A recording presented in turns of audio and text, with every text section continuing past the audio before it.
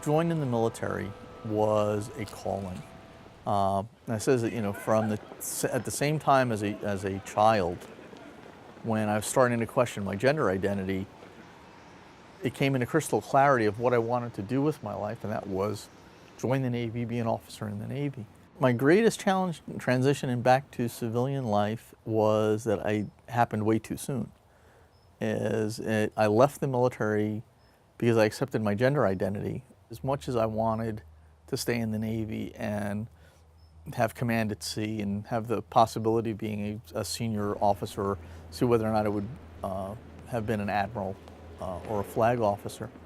The reality is that by the path I was on and the work that I've done to increase diversity and inclusion in the Navy, in the military, has had a much greater impact on the culture of the Navy.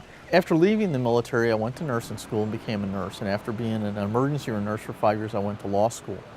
And that gave me the opportunity to go work with an organization called Service Members Legal Defense Network, which back in 2000 was the leading organization working to repeal the Don't Ask, Don't Tell policy and also provide legal service to those in the military that were being harmed by policies which prohibited lesbian, gay, bisexual, and transgender individuals from serving, but primarily because of sexual orientation. It's been now 26 years. In a lot of ways, I haven't really come to peace with it. As throwing myself into the work that I do and interacting, with the community has been a different path of service.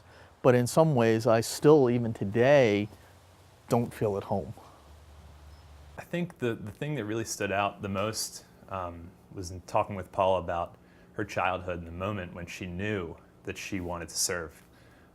With such clarity she felt when she was a kid, She told us a story about sitting and watching the ships out in the water and seeing, jets and planes and seeing that in the distance and having such a clear idea of that's what I want to do. And with such a dedication to the country and an idea of, that's my calling.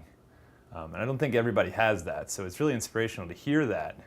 Paula was describing the moment where she knew that she needed to leave the career and the path that she had dreamed of her whole life. And she talked about going to the beach and having a really emotional breakdown for about a week where she looked out at the water and really had to contemplate, what's my next move? And to relate it back to her childhood and that moment when she knew what her calling was, it immediately drew that visual of her back on the beach as a child, feeling such hope, feeling such ambition and pride for our country and for the military.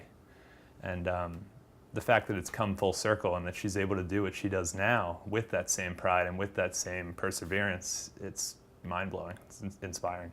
Yes, working on this project has been part of the healing process for me because I haven't really come to grips, even though it's been 25 years, with, the most traumatic thing I've done in my life is probably resign my commission. And I really haven't dealt with it. And being able to work with the team and, find a way to kind of tell that story and tell it out loud. And while parts of it are still really painful, there's also the parts of being able to put it together in a way that has brought some peace.